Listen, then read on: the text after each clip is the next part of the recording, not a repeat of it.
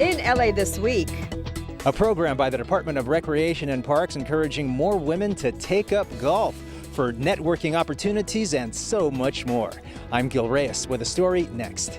I'm Anna Marcos. A midnight stroll in Hollywood that brings care and services to the transgender community on the streets. That's coming up. The LA Dodgers showing kids they don't need a big stadium like Dodger Stadium to play ball. Some tips for kids in the neighborhood. That's coming up.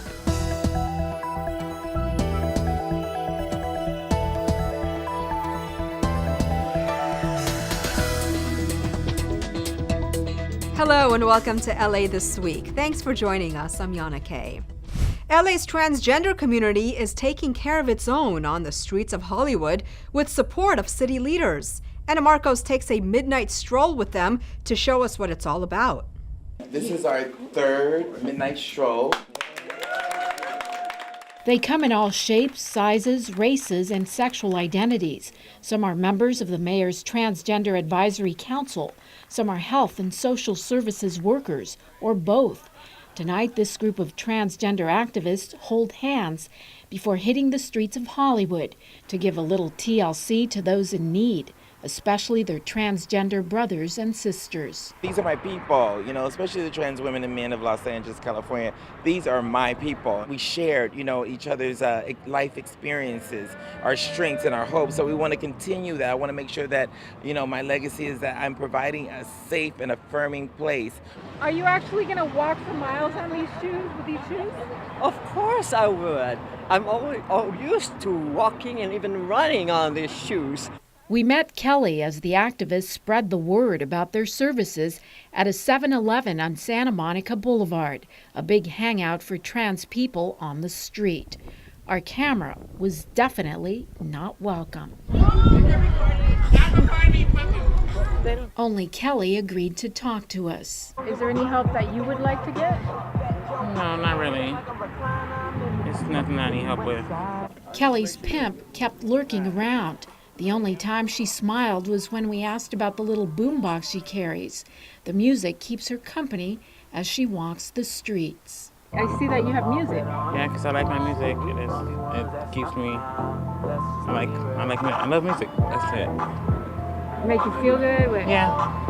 The activists know this life. Many have lived it, and they don't give up as they hand out a little kindness along with orange bags filled with water, snacks, and information on their services. We want them to feel like they've got refreshments. We want them to feel like they have someone that's there to care for them and to meet them where they're at. Many times what you're going to learn is that the story is of one of rejection. It is one of being othered and being different and no one standing up for them. I'm helping the trans community because when I was in my transition, years ago in New York City, it was nothing of this exists, nothing, no support at all. I'm gonna be 61 years old, so you can make it. And I went through hell. This is the third midnight stroll, and it's become a monthly event. Started when members of the Transgender Advisory Council met with the LAPD and realized that there are no late night services for trans people who are working the street, getting arrested, not knowing where to turn. So this event brings the services to them. We are out here, we are visible, we are present, and we are available. But you don't even have to be a trans person to get help. Bill and his dog Boomer just got an appointment to apply for housing. They came over to where I sleep, over there on Cahuenga, and they're passing out flyers and water. Along for the stroll, members of the LAPD, Councilmember Mitch O'Farrell's office, and even a neighborhood prosecutor whose job is often to prosecute these people. But not tonight. So I'm here to get out in the street and to see firsthand what some of our citizens deal with when they get involved in street prostitution. The goal of a prosecutor isn't just to prosecute, it's to do the right thing. As the night drags on, the number of arrests grows, but a few who might have been casualties of the night have been able to get help, which keeps these midnight strollers coming back. They will be out here again next month. I'm Anna Marcos for LA This Week. For more information and services for the transgender community, contact apaitonline.org. Well, turning now to the Port of Los Angeles as it unveils its newest electric vehicle for cleaner air and reducing waste in landfills. Gil Reyes reports from San Pedro. It's a first for the Port of Los Angeles, a ship-loading mobile crane for scooping up scrap metal that runs totally on electricity. Yet another milestone in our collective efforts to promote clean, green technology use at our port complex. The $6 million crane replaces a 1987 model that ran on diesel power. SA Recycling will use the device to load scrap metal onto ships, so the metal can be recycled later in other countries. Shipping them off also prevents having to bury all this scrap metal in landfills.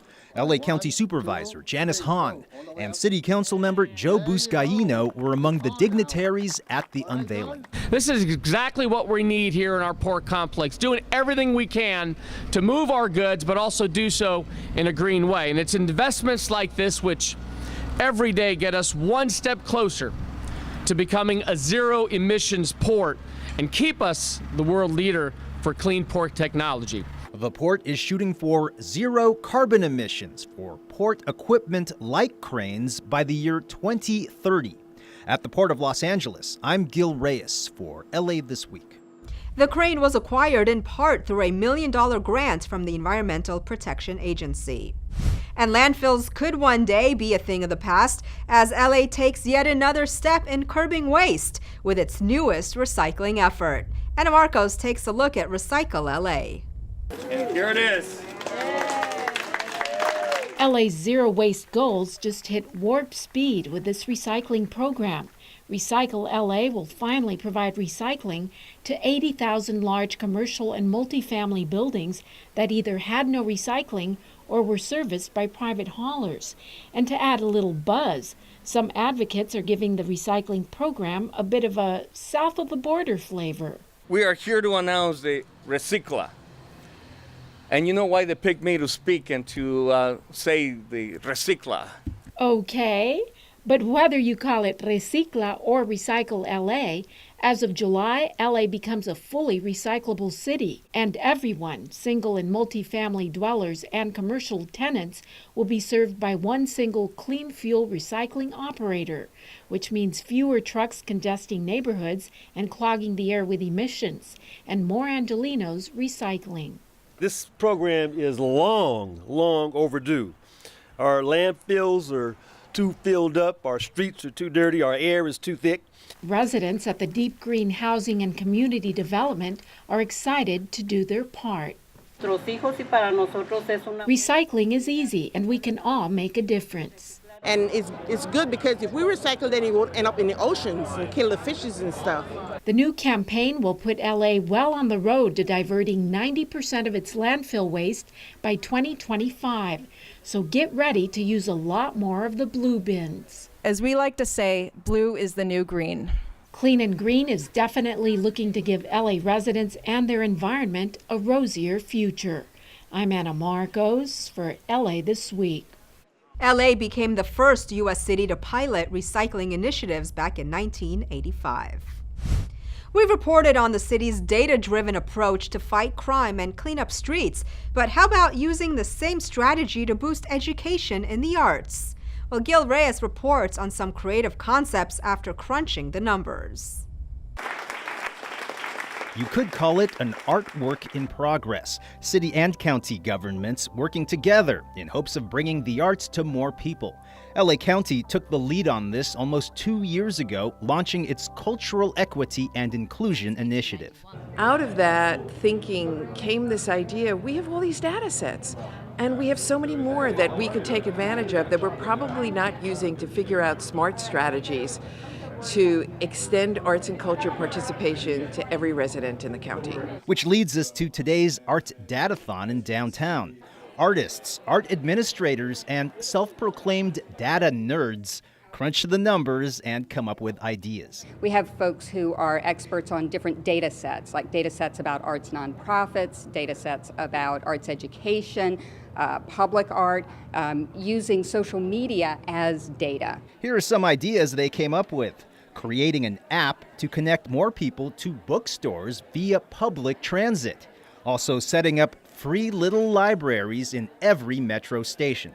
Another proposal is an online system similar to rideshare apps like Uber to help schools find and hire more teaching artists from the area. The Department of Cultural Affairs and the County Arts Commission are hand in hand partnering on this event so that we can start to see how our two systems work together, who's being served by the arts, and perhaps more importantly, who's not. With the goal of providing arts education to every student in Los Angeles County. In downtown, I'm Gil Reyes for LA This Week. City and county arts officials say children who participate in the arts stay in school longer, get better grades, and are more likely to go to college. Who built America into what it is today? Many will say immigrants. LA city leaders celebrated that in a uniquely LA way during Immigrant Heritage Month. Anna Marcos has more.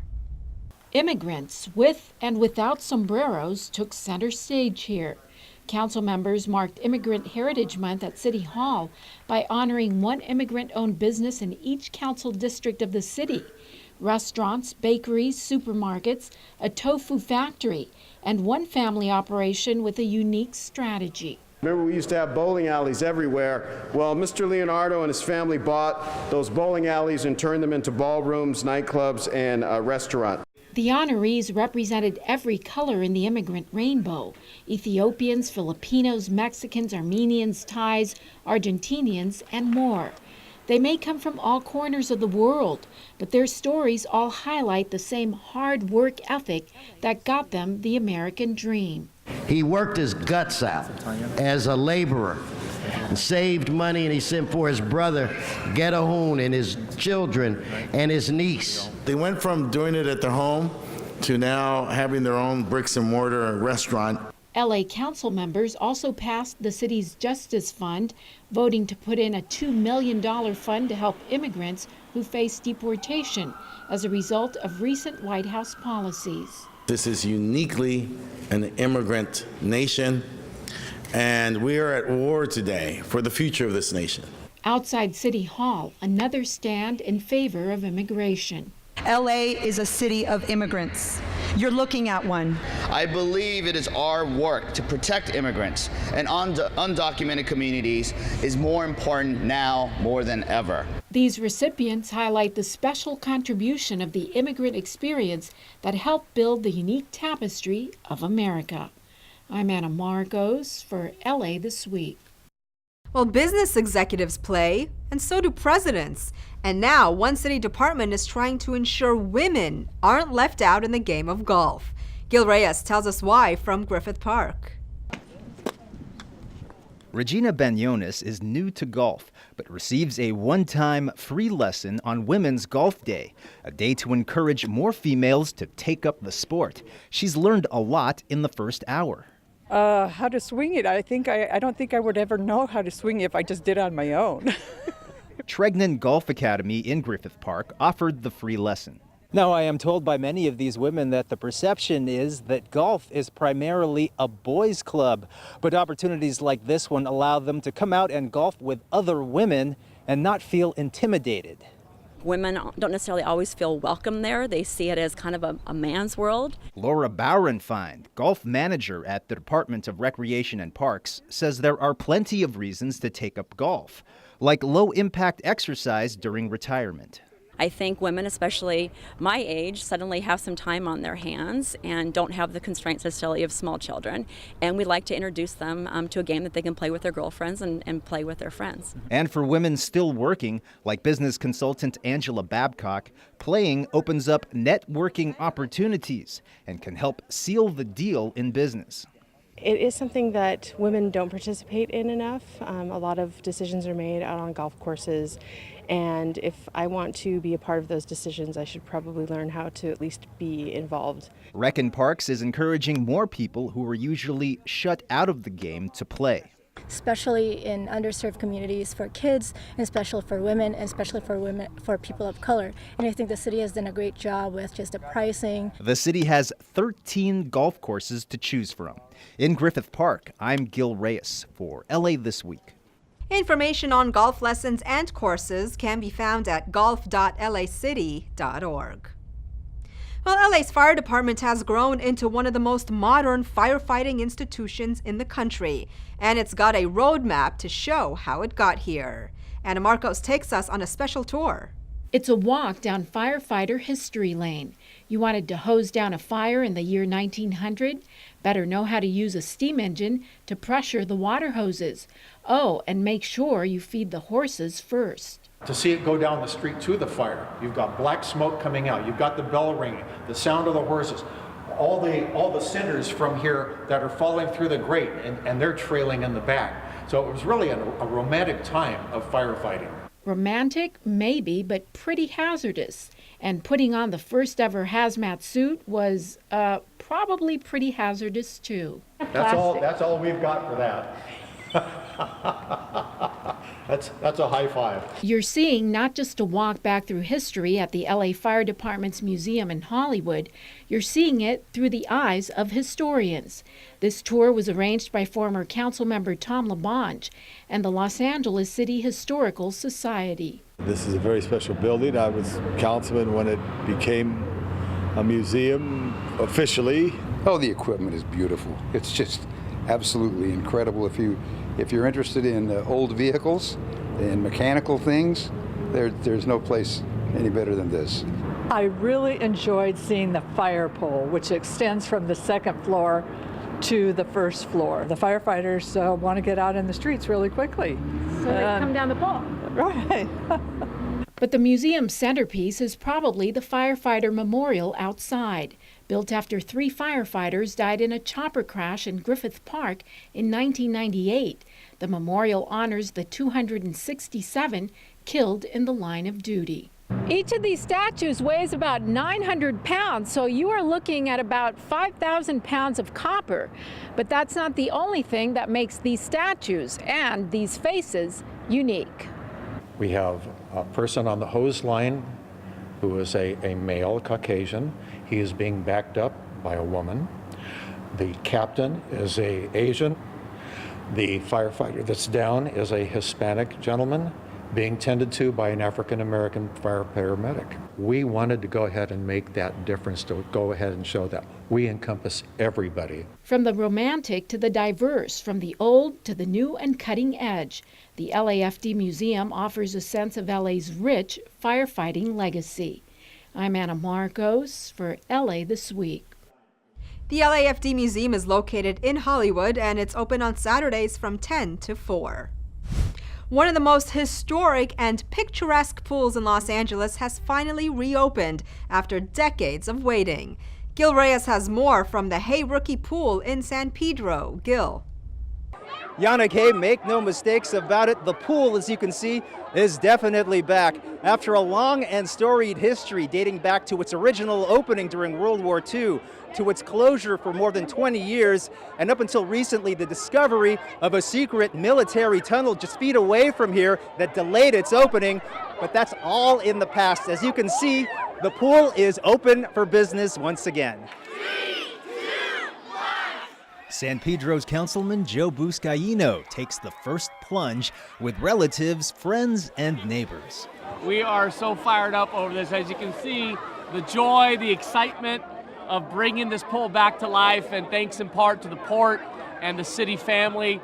This facility was built by city employees here. Oh my gosh, it's absolutely gorgeous. I love it. Jan Martin actually swam in the original Hey Rookie Gaffey Street pool, which opened in 1943 here at Fort MacArthur, a former Army post.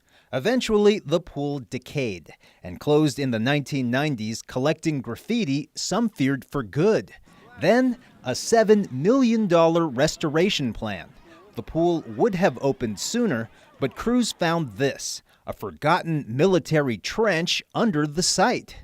Crews sealed it and added 1,000 feet of access ramp from Gaffey Street to the pool. So if you are in a wheelchair, you can get to this pool. You don't have to climb any stairs. We are so excited by that this is accessible to everyone in the community. To help prevent drownings, Kaiser Permanente kicked in $400,000 worth of swim lessons to the Department of Rec and Parks. Kids mostly get to learn to swim in our programs. This pool is going to offer those very same programs and hopefully will make a difference in some child's life. I see the community coming together. I see kids learning. I see kids off the street. What do you think of the pool?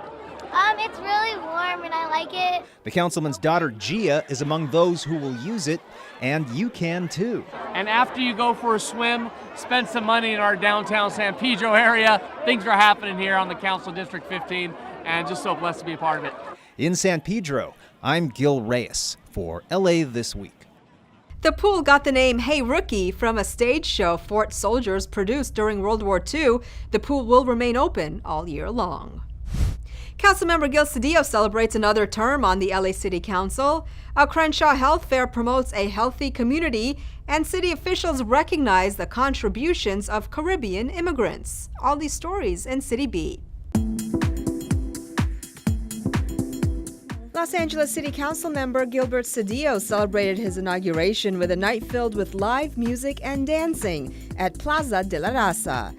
The event also marked Council District 1's 30th anniversary with even more dancing and festivities. Community members, along with Cedillo's fellow council members, also joined the celebration. Cedillo talked about his vision for his district. I want to go forward to when people felt safe and they didn't have to lock their doors. I want to go forward when people knew that they were going to work and worked in pain. I want to go forward to the time where housing was safe and secure and affordable. Community members came out recently for a health fair at the Baldwin Hills Crenshaw Plaza.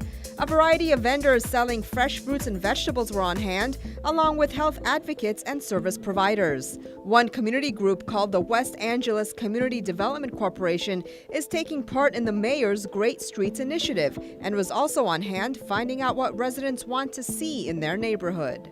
It's a great area here in the Hyde Park area, Crenshaw corridor. We have an opportunity to shape specifically 54th Street, and we're super excited about that.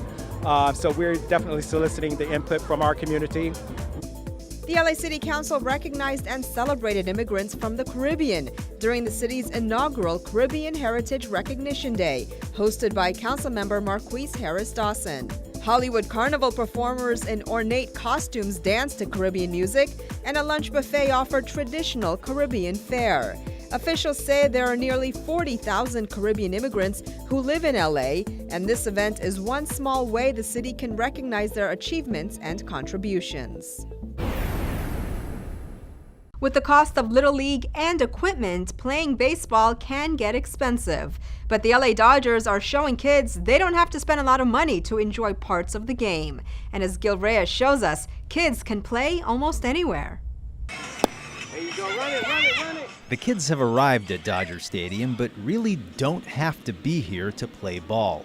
Ask former Dodger center fielder Kenny Landreau. You know, back in our day, we would always find an empty lot somewhere. You get about 4 or 5 kids together, man, and play some over the line or play some 3-4 man baseball. You know, this is kind of the same scenario, but it looks like they got more kids. This practice session played entirely with plastic bats and wiffle balls, all part of the Dodgers Play Ball initiative.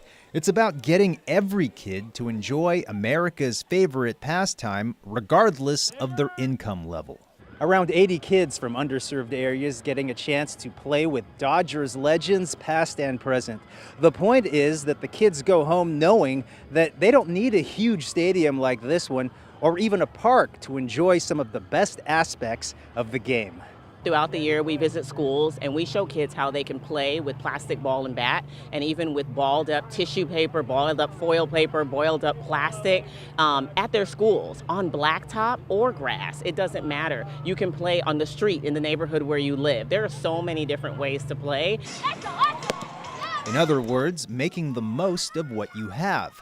In the game of life, it's a winning strategy. Each child also goes home with a free plastic ball and bat. At Dodger Stadium, I'm Gil Reyes for LA This Week. Current Dodgers stars Kike Hernandez and Cody Bellinger also stopped by to say hi. Well, check out a free outdoor summer concert, sink your teeth into some sweet watermelon, and if you love astronomy, it's the perfect time to examine our sky close up. All this in this week's Things to Do. Check out the sights and sounds of the Dennis Jones Band during NoHo Summer Nights, a free music and film series in the East San Fernando Valley. Bring a blanket, chairs, and gather your friends and family for an evening of stellar performances under the stars. NoHo Summer Nights is being sponsored in part by LA City Council member Paul Krikorian, the Department of Cultural Affairs, and the Department of Recreation and Parks. The band hits the stage on Saturday, July 29th at North Hollywood Park. For more, visit valleycultural.org. Get ready for your slice of happiness at the California Watermelon Festival. All-day fun includes free watermelon, delicious foods, carnival rides, and attractions, games, contests, live entertainment, a kids zone, and the newest attraction, watermelon skiing. For the first time ever, visitors can step into carved-out watermelon halves and melon ski across a greased canvas to showcase their skills as the crowd cheers them on. Don't miss it the weekend of July 29th and 30th in Lakeview Terrace at the Hanson Dam Soccer Complex in the San Fernando Valley. For more, visit watermelonfest.org. Love astronomy? Then head out to Griffith Observatory for its public star party. The observatory hosts free monthly star parties with volunteers from the Los Angeles Astronomical Society, the Los Angeles Sidewalk Astronomers, and the Planetary Society. It's a chance for the whole family to look at the sun, the moon, visible planets, and other objects, to try out a variety of telescopes, and to talk to knowledgeable amateur astronomers about the sky and their equipment. Check it out on Saturday, July 29th from 2 to 9:45 p.m. For more, visit griffithobservatory.org. And that's a look at some things to do. Well, that's going to do it for this edition. I'm Yana Kane from all of us here at LA This Week. Thanks for joining us. A reminder that you can catch us online at lacitywiew.org. You can also follow and like us on Facebook. We'll see you back here next week for more of LA This Week.